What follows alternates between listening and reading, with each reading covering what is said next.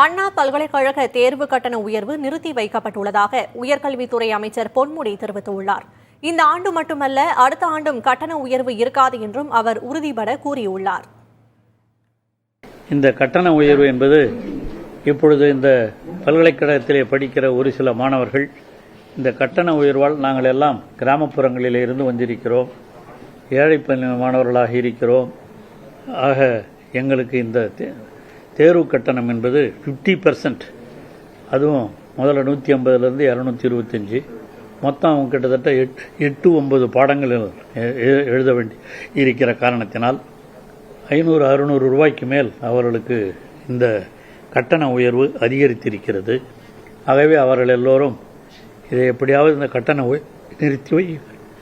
நிறுத்தி வைக்க வேண்டும் என்று ஒரு கோரிக்கை மனுக்களை கொடுத்திருக்கிறார்கள்.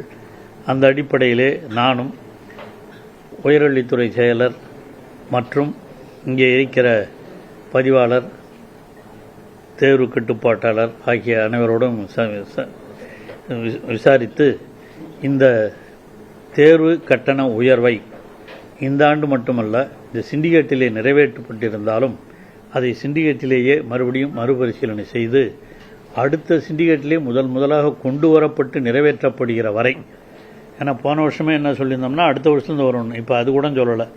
இனிமே புதியதாக சிண்டிகேட்டில் அறிமுகப்படுத்தப்பட்டு இதற்கான ஒரு பில் பாஸ் பண்ணால் தவிர இந்த தேர்வு கட்டணத்தை கண்டிப்பாக நிறுத்தி வைக்கிறோம்.